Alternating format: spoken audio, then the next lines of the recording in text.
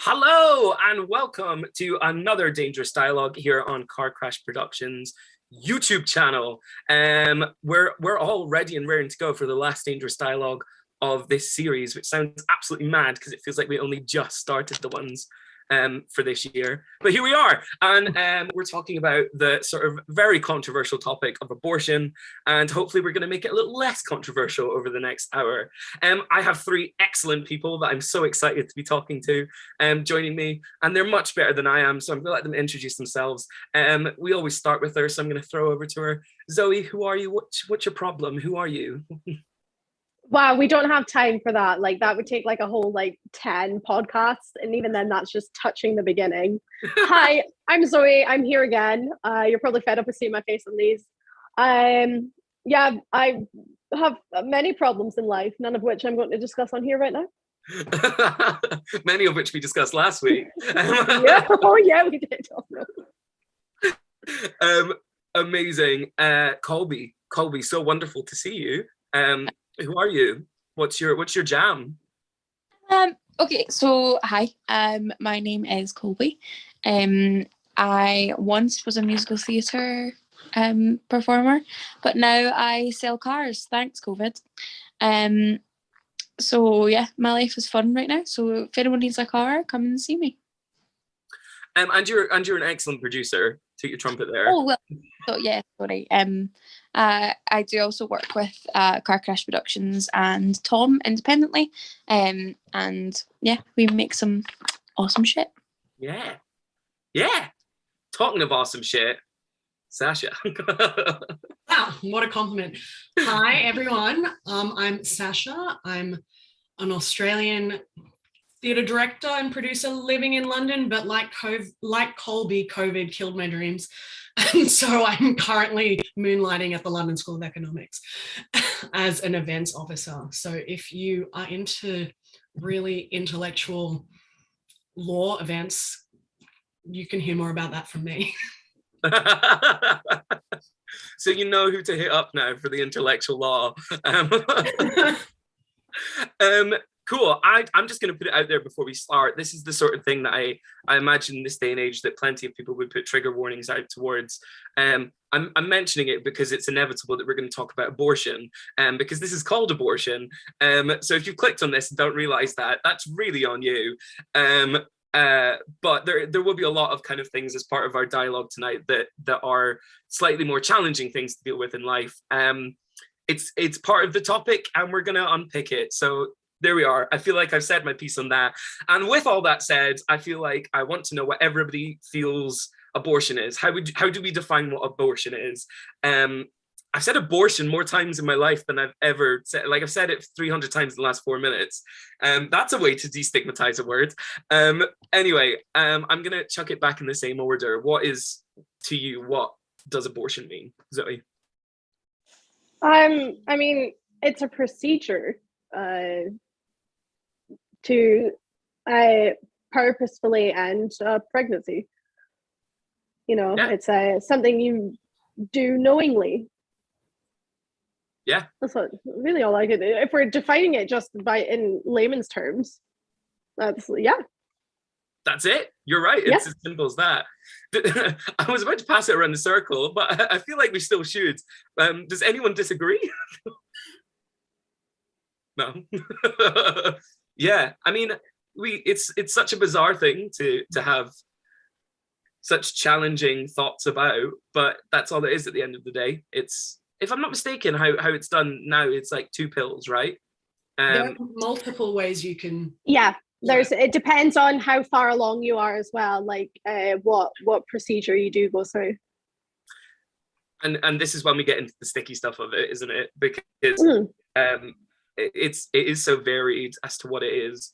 I guess it breaks down ultimately into 2 viewpoints, right? Which I guess the world defines as like pro-choice and pro-life. I don't know that it's the best way to define it, because I think one decides that the other is so wrong. One implies that in choosing that there is no life. it implies that there is life also beforehand. I don't know. I feel like I just need to put that straight out there. How do people feel about the way we define pro-choice and pro-life? I mean, I always get really unhappy with the terms because it's so clear that it's not having a conversation with the opposing view. Like, pro-life is not the opposite of choice. Right. So I think it becomes so toxic and polarizing from the beginning. Like, how can you have a constructive conversation when that's how you're labeling either option? It's already completely loaded, and just too emotional to be constructive when both sides of the argument are like that. Go on, Colby. I felt you wanting to speak. I mean, so to me, it's funny because I think if you were to ask me that question before you asked Zoe, like, what do you think abortion is? To me, it's being able to have a choice. Nice. Because if it weren't there, so many people's lives would be so different now. Yeah. If that option, because that's what it is, an option, a choice, all of these words that are synonymous to that bloody word, that is what it is. Because no matter what has happened to you, if you were, there's so many things to unpick in that same scenario, but if you were knowingly having sex with someone and then got pregnant and then thought, God, it's not the right time to have this baby, choice. If you were, God forbid, raped, choice. If you, there's so many, but that's what it is. It's a choice. It's an option. That I think. Oh, I'm gonna bring in another good old topic here. Raised as a Catholic, it was frowned upon, like, really badly. And being brought up in Catholic school, and like, I remember there was a girl in my year, and she left in 4th year to have a baby. Yeah. And it was like the outrage, like it was as if she shat on the floor in RE It was class. the literal talk of the steamy. 100%. Like, yeah. It was, and there was just so much that us, like me as another girl who was in the same year, same age, I was like, oh my God, but that was so awful to me. Right. But again, that was her choice. She chose to have that baby. But and I don't even know if, because she went to a Catholic school and because we'd been brought up the way of thinking that abortion was wrong and all that jazz, I wonder if her life would be different now, and knowing that, listen, it's okay. You can do this thing that they're telling you that's not allowed. Yeah. Obviously, not taken away from the fact that she must adore her child. That doesn't take anything away from that. But yeah, you just think, what would her life be different now if she chose? Which is what you're saying about the choice element of it all, right? Yeah. But I mean, I don't know. I do wonder if specific to choice, if sometimes, like, medically you could not, but that would be a very bad choice for some people, given whatever their situation is. I think there are a lot of factors, and I guess it's different for people in their situation, but I think it's difficult to say in those scenarios that there is choice, because it could result in death. And I mean, the death of the mother, the death of sure, the death of a baby potentially. So that doesn't even feel like a choice to me. That just feels like logic, right?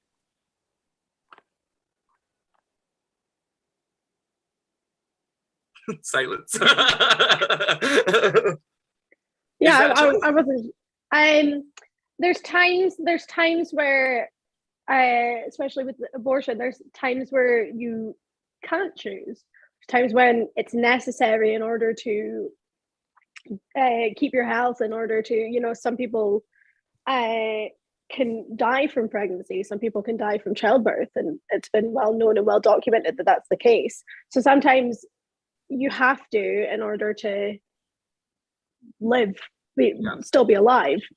There's many different reasons as to why people get abortions. Yeah.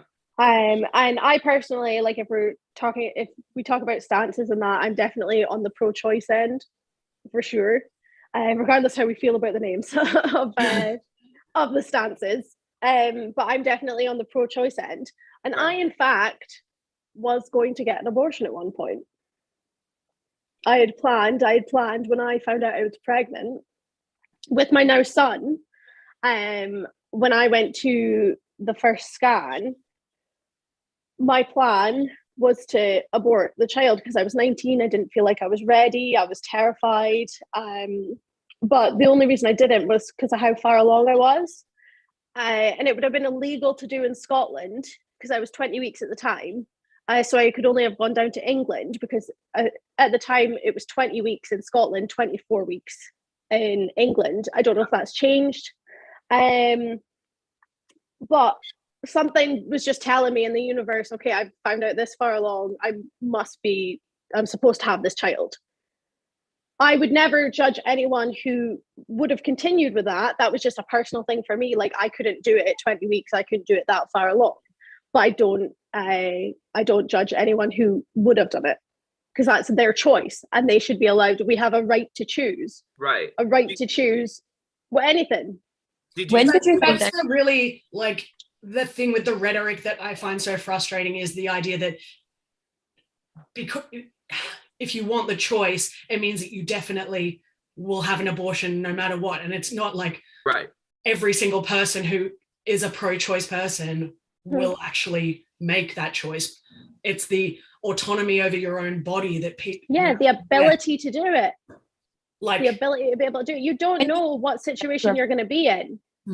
Go on, Colby. When did you find out you were pregnant? Sorry. I was 20 weeks and 2 days. Right, so you're actually at the 20-week point? Yep. So some might argue that you didn't have a choice in the matter. I had the choice to go down to England and do it. You had the choice to go down to England, but in your own country, you didn't have a choice? No, technically not. Not, no. But it was them that told me, like, we can't do it here, but you still have this option if that's the way you want to go down. Right. I mean, in that scenario, do you feel like there was to use the words that we've used to describe it, it, do you feel like there was a choice between choosing and life? Did that feel like that's what it was? It felt like I still had a choice. It felt like I still could have, but I knew what my decision was. Yeah. So I felt like I still had the ability to choose if that was the road I wanted to go down, but it was not. And I chose not to go through with it. Right. Which is your choice. And to Which is my choice. To Sasha's point, exactly. You have made a choice. Yeah, I've made a choice. Yeah. Yeah. Choices. Choices. Choices. Well, I think what you mentioned about the travel is really interesting because, I mean, in Australia, for example, it's legal to get abortions, but the regulations change state to state. So the state that I'm from, it's legal, but there are so many hoops that you have to jump through to make it a reality. There's psychological evaluations, there's all of these things that have to be done, and then you'll be able to go get one, versus if I drove 5 hours to a different state, I could just walk in and get the procedure on the same day. So there's, even in places where people are like, oh, abortion is legal, we're all fine, that doesn't mean that there hasn't been significant roadblocks put in front of people to make it a logistical nightmare to actually get that procedure. Absolutely. To that end, here's my facts for the week.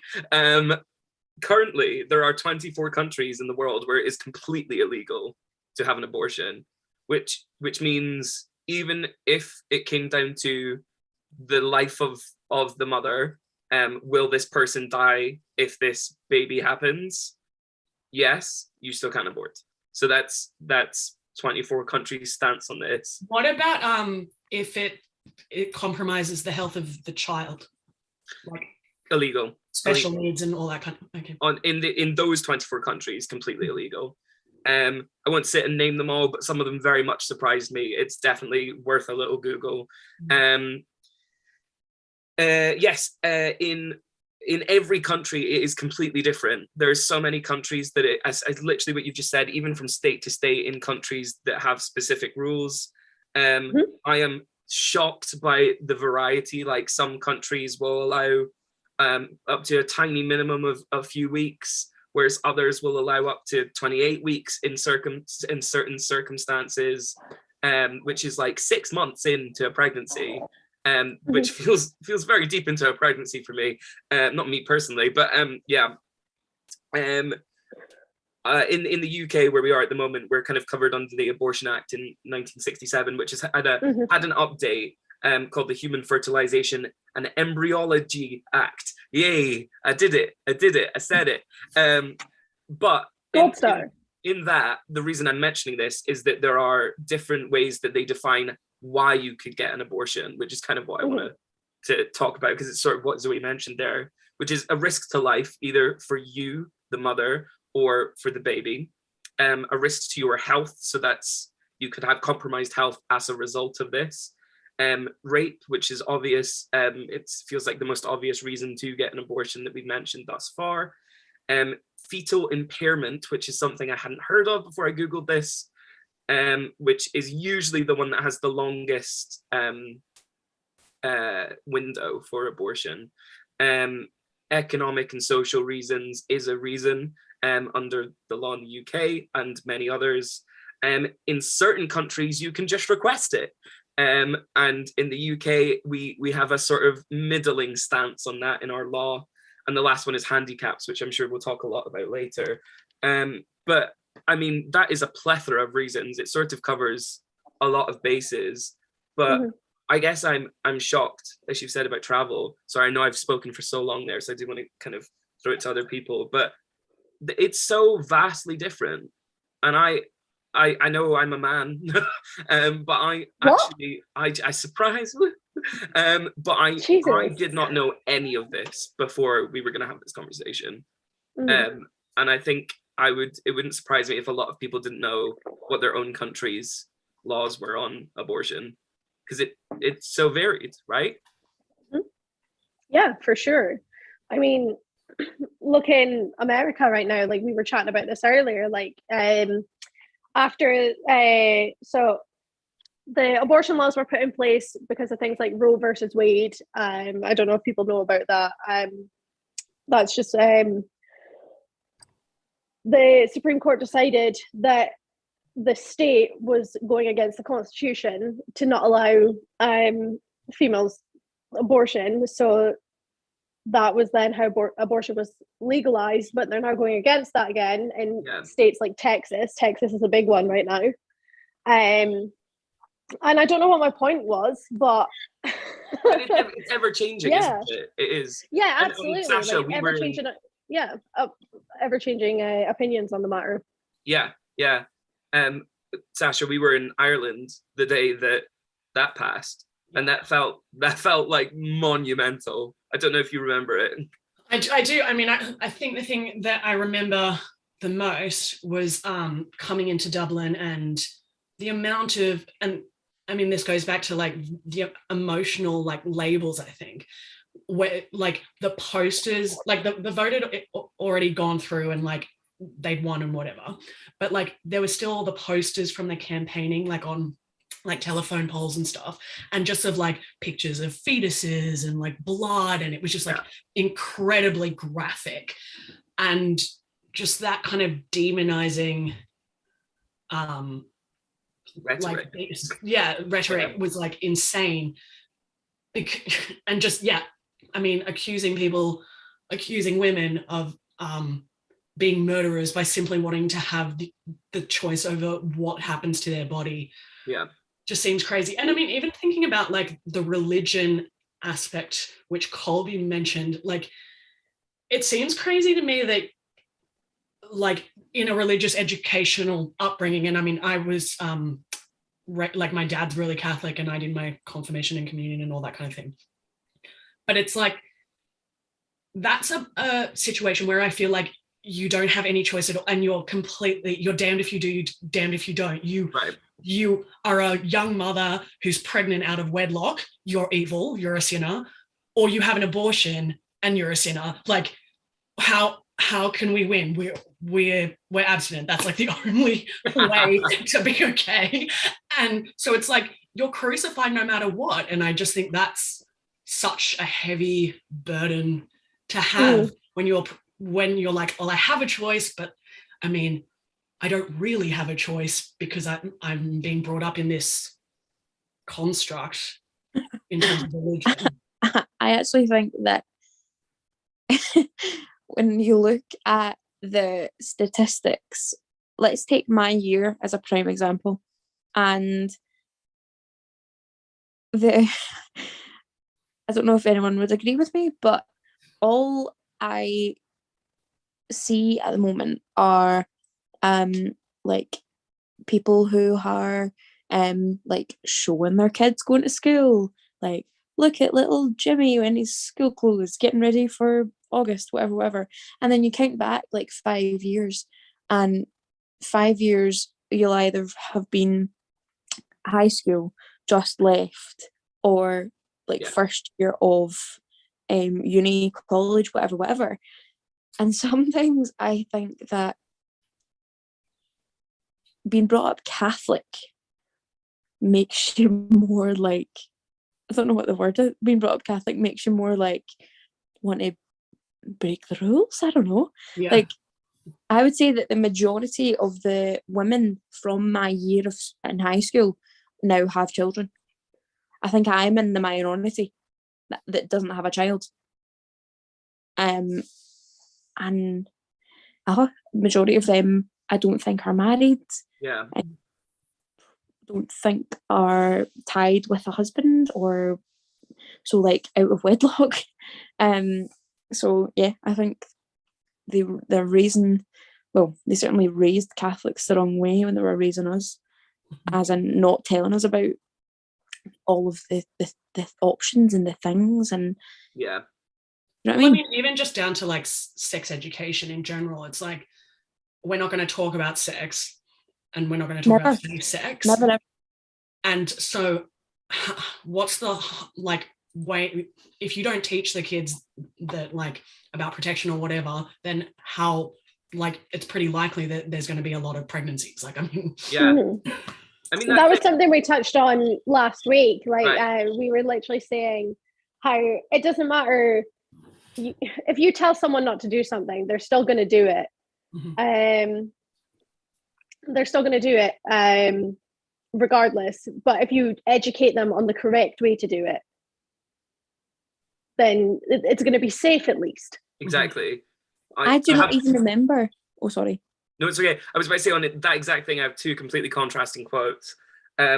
One says that criminalizing abortion does not stop abortions, it just makes abortions less safe, because people will still get them. That's the reality of it. They will just do it in a not legal way, in the same way that everything else that isn't legal people do, and it's less safe. I mean, the amount, like the kind of like coat hanger backdoor abortions that end in the death of mothers is insane. And yeah, it's just risk-taking behavior if you're not legalizing it. Yeah, people are still going to do it. They're still going to do it. Yeah, absolutely. And the kind of contrasting quote that I had was from the Catholic Church, just sort of on the topic they're on at the moment. the Catholic Church said that it must be respected and protected absolutely from the moment of contraception. They are from very, very different worlds, those two quotes. I think I'm not here to try and change people's views. I feel like we should have probably said that at the start. Yeah, no, absolutely, yeah. I'm and we're not to, here to judge anyone's views either. Right. What we are here to do is say you should have a conversation about it, because it will enlighten you. As it has enlightened me, really, because I think there's some things I do disagree with, I didn't know I disagreed with. But I just feel like the latter quote doesn't take into account that some people's scenarios are not conducive of children, and the pregnancy that caused that was also not in a situation that they potentially put themselves in. I mean, to be blunt, we've already mentioned rape as a scenario. People do get pregnant from rape, and I think it would be unethical, in my opinion, to make every person who is impregnated by rape have that child. Can you imagine the detrimental effects, though, that it would have on not just mother, but also child? If you were to follow through, and this, obviously, if that is, if you think, okay, I've that's awful things happened to me, but and you switch it and think, okay, I'm going to try and bring goodness into the world with this child, but then so detrimental, as in, I understand the thoughts and feelings behind trying to turn it from a negative to a positive, but imagine having to explain to your child who their father is, yeah, and why they have come into the world. That is, I cannot imagine having to have that conversation with a small child. The only person that has a child here is Zoe. Can you imagine even talking to your child about something like that, or is that just me? So I will one day have to have. Well, Riley does ask. I'm a single parent, and his father has no involvement. So Riley does ask about his dad. Yes, it's not that specific scenario. To be honest, he doesn't actually really ask, but it's like, that gives me the fear in itself, having to explain that, like, why his dad is not involved. So you have to find ways to play it. That specific scenario at that age, I don't think I would even touch that subject. I think I'd just be like, yeah, he's just not around, sweetheart. You know, I would never go into any sort of detail. At that age, he's far too young. But I know there are mothers who have had the children in this scenario, and they've gone through with it, and it can go either way. Maybe it's not going to be great, but whose parents are perfect? Like, you can have childhoods that aren't great, and that kind of thing hasn't happened. And sometimes it's the best relationship ever. Sometimes that's exactly what this person needed to get through that situation. So I know that it has happened before, where people have had the child. But yeah, trying to imagine it, it's not something I particularly want to think about, but I could imagine that scenario. And I mean, not nice thought. Right. Even to the I guess the point everyone's just made is, like, sure, explaining something that potentially is violent, as we've just talked about, is terrible, but actually it's still probably as bad to just hear, oh, actually you were a mistake, like I didn't plan to have you, or I didn't actually want you. Imagine hearing that. Imagine. I more tell Riley he's a happy little accident. Right. Which is true, like, and that's great. Yeah, it's the way you convey it. But I guess my point is, like, if you are forced to have that child, if abortion wasn't an option, mm-hmm. I feel like you may go, well, actually, no, I didn't want you, and I still don't. Sometimes you can do that, and it's not that scenario. Yeah. It's it all depends on the person. It all depends on the individual. In that respect. Yes. But yes, you could harbor some, what's the word, resentment towards them. Yeah, resentment towards the child, which is a shame because that child's done nothing. Right. You know, and you also, the parent also did not choose to be put in that situation. Like in that specific situation, their choice was taken away from them. However, they do still have the choice whether they should still have the choice whether or not to go through with the pregnancy. Absolutely. Absolutely. It was oh, sorry. No, go on. You know, it's funny because my mum had me when she was 44 or 46. Wow. Mm-hmm. And medically, I think she was actually going through menopause at the time. So God knows how I'm here. I do not know. And medically, I think my mum was actually told, do you want to have this baby? Like, are you sure this is the right thing for you? I mean, you're getting old, like you're getting on it. Like, so it's not just the youngins that are told, are you sure this is the right thing for you? Like my mum was told. And to be quite frank, I think my mum told them to go fuck themselves because I was and the best thing that's ever fucking happened to her. Only child. So I was a little miracle in my mother's eyes. You are Colby. What? You are Colby. a little miracle. But that's the funny thing that I always say, a little miracle or a mistake. Like either of the two, like, because at that age and going through menopause, the chances of you getting pregnant are slim to none. Yeah.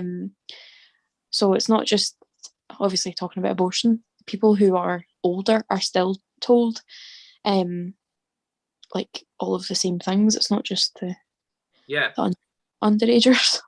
And I mean, so I guess a lot of people instinctively, when they think of abortion, might think of rape, as we've already mentioned. But you're right, there are so many other factors. There's your health. Producing a baby, something I will never do. I mean, physically within my own body, I mean.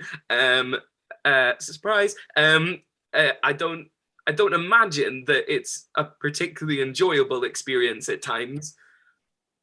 I can only imagine. It's I can really imagine. Go on, Zoe. I could only imagine. What, being pregnant itself? I guess. I mean, of course, it's enjoyable at times. Like, I'm not trying to demean being pregnant. No, it's not. I don't think I've ever thought it was going to be enjoyable. I mean, I had a very easy pregnancy. I didn't know for half of it. So I only had half of it to go. I didn't have any morning sickness. I didn't have sciatica. I didn't have any of these horror stories that you hear about through pregnancy. Whereas like my cousin, she's had some horrendous pregnancies, some absolutely non-stop spewing. She couldn't get off the toilet. She was in so much pain, etc. And then you see people like Kim Kardashian, like she can't have pregnancies anymore. She's had to go through surrogate because it could kill her being pregnant, which is again another reason why people may or may not abort. And age is a big factor as well. I don't think that was even mentioned in the list that you had of reasons. Yeah, but when you're younger, and even when you're older, you know, like especially when you're younger, you're like, I'm still a child myself. I'm not ready for this. Your body. And arguably on the other side of that, people would be like, well, you're also not old enough to be doing the things to make this thing. So if you feel like you're adult enough to do that, you should be adult enough to take care of a child. But that's not fair, in my opinion. I always funny how you can have at 16, you can have sex, you can do the dirty, but you can't buy alcohol to feed the dirty. Yeah. No. Or some cigarettes to feed the dirty. You can't gamble on the dirty. You can't do anything. Can't buy And a you certificate, can't but you vote, can have a baby. you can't Nope. get married, you can't drive. Can't go to war. You can get married in Scotland at 16. In Scotland, you can. Yes, sorry, I Yeah. forget that I live in England now.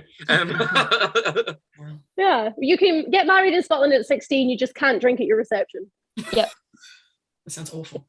No, it literally sounds Right. terrible. I'd be like, I'm postponing his wedding.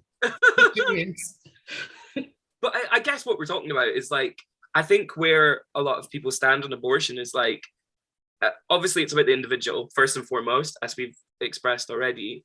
But I think people make sweeping statements, like we've definitely made a few, because we are talking very generally. We're not speaking. Yes, about specific absolutely, people.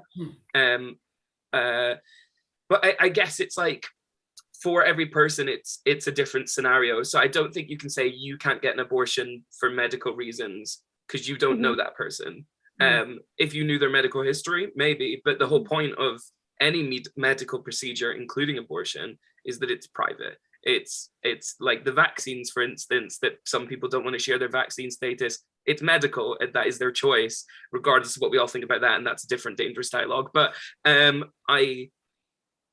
I think people make a lot of generalizations when it comes to things like this, and that's where... Yeah, I feel like especially those who are well on the pro-life side, but I don't mean like just casually. I mean the ones that go and stand outside the abortion clinics, etc., handing out leaflets telling them they're terrible people. Yeah. I feel like they just have this narrative in their head that if abortion is legal, people are going to specifically get pregnant just to abort it. Right. Like I feel like there seems to be that kind of that seems to be what they're thinking, or this is just how I seem to see it. It's just like, that's not what we're doing. We just want abortion to be made legal so it's safe for us if we feel like we need it. But it's not, the plan is not to then go get pregnant and, I'm coming back with my have 10 get one free card. Like I'm not, that's not what it is. It should be safe. We should have the choice. Yeah. In my opinion. That's like me. Like we don't hope to be put in the position where we're like, oh yes, this is the option. Sweet. Yeah, let's do it. Yeah. Do you know what's so weird?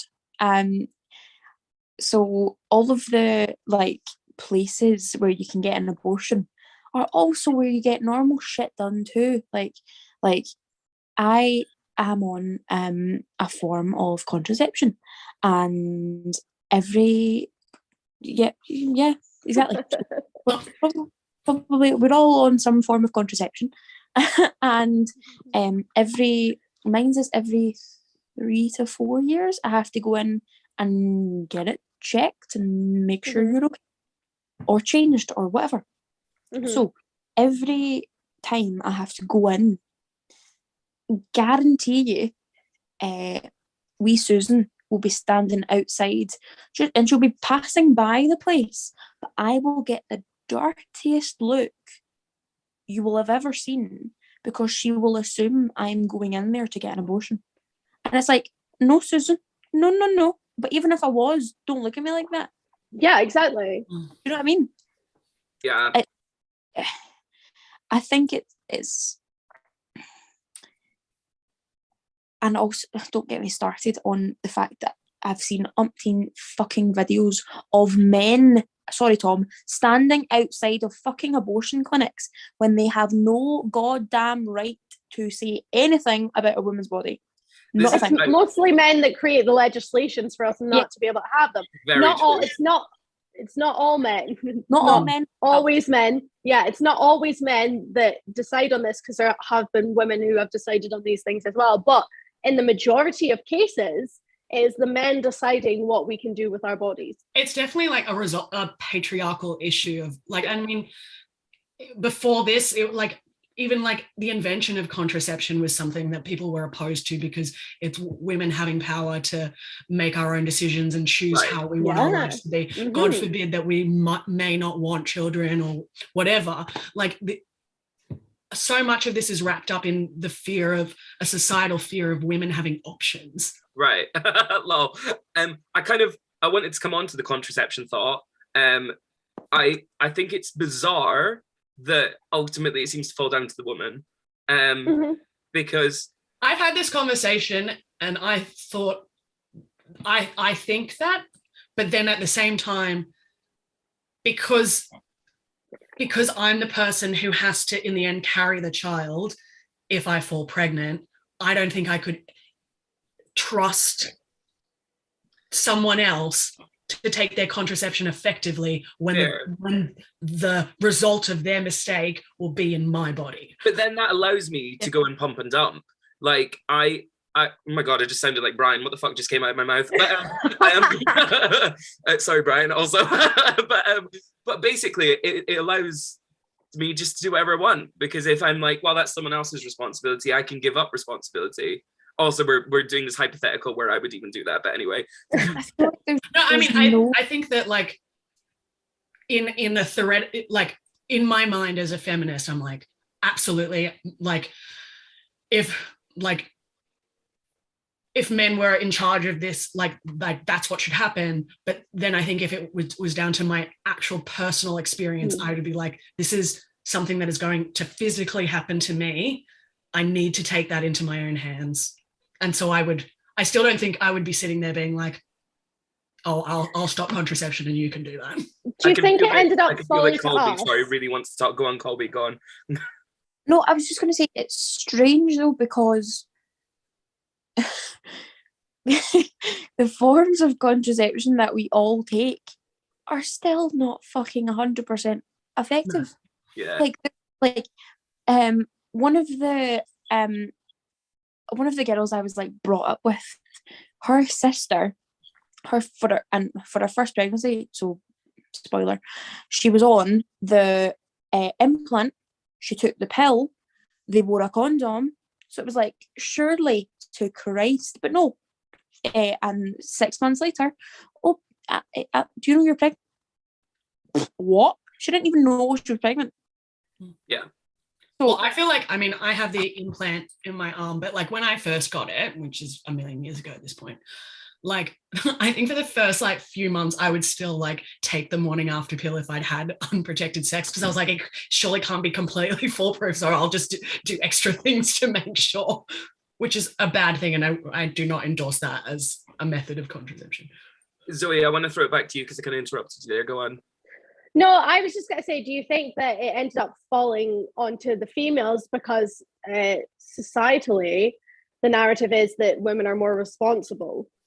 You know, we're not as wild, but this is just a generalization. This is not, and when you look at male and female in society, you know, they're out there to sow their oats, they're out there to, you know, do all this, whereas women are the homemakers, they're the ones who are chill. We have our head screwed on, etc. So could that possibly feed into, that's why women have the responsibility to not get pregnant, not only because they're the ones that tend to be able to get pregnant, right? But also because we're seen as more. I mean, I think there's also like, there's a section of society, like in terms of patriarchy, who not only think that about women, but also it would be better for us all if the women stayed at home with the children and didn't enter the workforce and didn't enter positions of power. So I would like to keep them there. Oh. We do, like, we in some senses you could say that you jest, but like, no, I know you're serious. But this is we are talking about a law that was made in 1967. Which is not that long ago if you think about it. Yeah. No, I was just saying it wasn't that long ago if you think about it. No, absolutely not. Well, my mum was 10 in 1967, so I would be surprised if there was any female members of parliament, many female members of parliament around then when this law, at least in the UK, passed. It's strange though, because if we are talking about that kind of scenario, like Zoe, as a single mother, if you didn't do the things you do to bring an income into your life, and you could, because you are the breadwinner. Like in my relationship, I'm currently the breadwinner. Like, what? if we didn't do the things that we do, our lives would not happen. So if we then had, Zoe, if you had another child to add into the mix, if I had a child to add into the mix, it would be like, it would just stop. And you would then have a poorer quality of life because you would have to go on things like benefits or scrimp and scrape or and use your savings or, do you know what, like X, Y, and Z. So, and it's worth mentioning that socio-economic is a legal reason to abort. And I think like everything we just mentioned molds perfectly into that one point that you just made, Colby, that it's like, if we're saying that you are on contraception and that contraception hasn't worked, and you can't afford, or you just literally, it will not work to bring this child safely into the world, why should you? Yeah, is it going to make is it going to make your life easier? Is it going to make their life easier? Like, if you don't have the means to provide for a child, you should have the choice, like, okay, I'm not going to be able to do this, and this wouldn't be fair on this child either if I brought them into this world. So again, another reason why I'm on the more pro-choice stance. You don't know a person's life. You don't know what they're going through. You don't know their reasons. And it's not for you to know. It's not for you to understand. It's their lives. Is it really genuinely affecting your life so much if someone goes to get an abortion? It's a life or death situation for you. No. When you put it. If you, and for me, I feel like pro-life, it's, if you're against abortion, don't get an abortion. Simple as. But for everyone else, if they're not against it, if that's the route they go down, that's the route they go down. But for you, who is against abortion, just don't get an abortion then. You're sorted, right? Or the idea of like governmental intervention in a choice about what I'm doing for me with my life, I'm like, I'm sorry, that's none of your fucking business. Yeah. The interesting thing though is, for example, if one of your pro-life happened to get pregnant and they then thought, oh Christ, I can't afford this, I can't raise this child on my own, I have been put into an awful position, what would they do? Yeah. I think I don't want to. I mean, that is not my personal standpoint, but I'm acknowledging the fact that we have similar standpoints here. Yes, so I'm trying to be devil's advocate a little bit. Absolutely, I do wonder if many people would go, well, but that's still a child. It's not. It's literally not at that point. But that's still a child. They need to come into the world, and I'll put them up for adoption. Look at the fostering systems at the moment. Right. How wonderful is fostering, and how wonderful is the care system to be in? You know, like, do we really need to add more to that? Is it fair to then put that child into that situation? Like, no. And then, you know, some care systems are wonderful. I know a lot of people who are involved with care in that retrospect, and they're amazing, wonderful people. But it's just putting them into a different bad scenario, you know. Which kind of segues us really nicely onto something that I'm really uncomfortable with, and that's why I want to talk about it. The last thing in the laws is about handicaps, and in the UK it's phrased like this: suffer from such a physical or mental abnormality as to be seriously handicapped. And that is a reason that you can legally abort. So by the logic that we've said already, if you feel like you wouldn't be able to provide for a handicapped child, you can abort them. Even if you could provide for a child, but you can't provide for a handicapped child, or you don't want a handicapped child. And this is where we get on to specifically Down syndrome, because you can now find out if a kid has Down syndrome before the point that you could cut off for abortion. And this is where I start to get really uncomfortable about that, because you could then go, oh no, that kid's gonna have Down syndrome, I don't want them. And that I mean, I know technically it is a handicap, but I'm sorry, the quality of life that Down syndrome people have is wonderful. Absolutely. They're still people. They're living, you know, everyone, yeah, it just, to me, I don't think of them as handicapped. You know, yes, they have a disability. I would, if it's under like a doctor's recommendation, like in terms of quality of life is going to be so severely compromised that really, I mean, I think this is like an awful comparison to make, I guess, but like it's like having someone on like life support. Like, are you keeping them alive for you or for them? And so to me, a person with Down syndrome, I totally agree. Like, their quality of life will be wonderful. And I mean, there's a great community to support them and things like that. But I mean, is this child maybe going to be handicapped to a point of not being able to speak or feed themselves or something like that? And their life, because this happens a lot, where like doctors will say, your child will live, but probably not past the age of 10 or something. I struggle with even that, to be honest. I mean, one of the things I do on a weekly basis is work at an SEN school, or ASN if you're in Scotland, special needs school. And there are kids who are nonverbal, and there are kids that can't feed themselves, but they definitely enjoy the music sessions that we do, because you can tell. Sometimes they also don't enjoy the sessions, but that's irrelevant. But they also let you know that too. And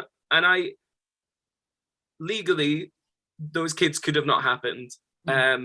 So this is where now I sound more pro-life than choice, but it's difficult because after having gone through in a personal sense what I have just gone through, I don't think that if I outlived my child, I do not think I would be okay. So then from a health of a mother, I think that as much as it would absolutely break me as a human being to say, okay, I have to say no to this child, but I couldn't outlive my child. I couldn't. The thought of having to bury my child would kill me. And that is... It's so hard to say, because I totally understand what you've just said, Tom. I go into special needs schools all the time and do music sessions, and like even from kids super, super young all the way up to adults. And I totally agree with what you're saying. They love it. But if a doctor said to me, your child will not live past 5 years old, 6 years old, I don't think I could outlive my child. I mean, I had a family member who she was an older pregnancy as well, and they discovered like kind of like halfway through that the baby was basically going to be born completely just like completely compromised, and there was no, like, it would live a few hours basically, but it was too late to abort, and so she still had to deliver the child. And the child was delivered dead. And so, because the child was delivered, you have to have a funeral, you have to have a grave, you have to sign a birth certificate, you have to, like, there's a lot of logistical things that actually you have to go through even when like the child doesn't live. And I think I'm glad we're doing this part of this conversation, because I think this is how some people may feel about all of it. Is that, well, that's a child. I mean, like, the question of like what constitutes a life is a very big part of the debate, which for sure. I appreciate for some people. I mean, I defend that way more as a viewpoint than like a male politician getting involved in my life. Yeah. Because if that is your belief, then I think that is valid for you. I wouldn't want to get involved with that. It's when you intervene in other people's, I think, yeah. which kind of comes back to our point that we made earlier, is that, you know, we're not trying to change anyone's opinion by chatting about abortion.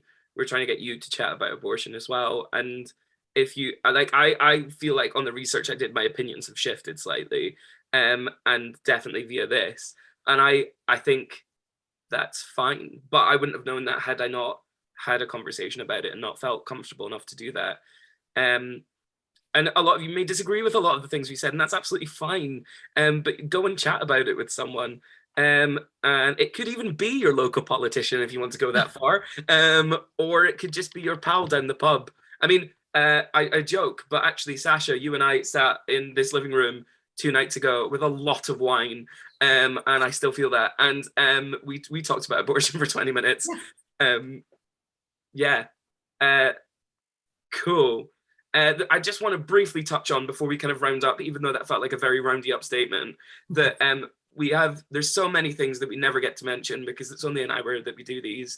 But I just want to mention that it's not only women that get pregnant. So there are, beyond kind of cis women, there are trans men who are pregnant and have to access abortion services as well, because there is obviously a very high rate of people who are trans who unfortunately are in situations that happens. So I feel like that's just such an important thing to think about, is that it's not, it's everyone, it's so many people. I think I had a really wonderful stat from the World Health Organization. 73 million people have an abortion a year. Wow. That's a lot. Mm-hmm. So whether you think it should be legal or not, it happens. And unfortunately, not all of those abortions will go well, because some people have tried to do it in an illegal way, because it's not legal in their country, and you know, that will cause long-term health complications for them. That felt really depressing to finish with that. But I want to know what everyone's taken away from this. It's our last Dangerous Dialogue of this series. I want to finish on a high, even though we talked about abortion, which is so mad. What's everyone's takeaway? Go on, Zoe, I'm coming to you. I had an Indian. It took me too long to get. I knew we'd fight. I did. You actually did. I want an Indian. I think my takeaway is just, you know, stop being so bothered about everyone's lives if it's not affecting yours. Really, basically. I definitely, the whole, like, regardless whether you agree with it or not, it's going to happen, and maybe making it safe is the best option to go by, in my personal opinion. Yours may be different. That's totally fine. But yeah, I think that's my takeaway. Nice. Colby, I can feel you itching at the bit. No, I was just going to say, when you see someone walking into these places, smile at them, because you never know the type of shit that they're about to do, or the type of courage that it's taken for them to even go to these places, or they might just be going for their regular health checkup, or their checkup for their pill, or whatever the heck it is. But smile at them, because they've gone through some shit. Yeah. I think, yeah, we kind of haven't mentioned that at all, that people, it's not an easy decision. No one does it with ease. No one makes these decisions with ease. Not one person who needs to go through an abortion makes that decision with ease. You do sit down, you do process everything, you do think about whether or not this is feasible to do before you go and do it. Yeah. Mm-hmm. And I think that's my takeaway. It's that, you know, if you're in this scenario, you sit and make the decision that's right for you. Fuck everyone else. It's about you. Sascha. Yeah, I just think giving women options in all areas is important. Patriarchal societies hurt people, not just women, and so just giving women options is in everything is really, really important, and I think will only make our society nicer and better. I love that. Cool. That's us. We've done 6 full weeks of amazing, dangerous dialogues. They'll be back in May, which I'm really excited about. And we'll be talking about lots more. And we'd love for some of you to come and get and put my teeth back in. We would love for some of you to come and get involved. So if you want to be part of one of these, send us a message. We'd love to have you. It's really... you don't need to be qualified in anything. Just come on and chat. It's all about just expressing how you feel about things. And why did you ask for my CV then when you made me do this? Anyway, so also, can we talk about if you are watching this and you identify as a female? Yes. We have a lovely project called She Her coming on Car Crash Productions on Instagram. If you would like to be involved in that, then also send us a little message, because there's some really nice topics happening over there too. Yeah.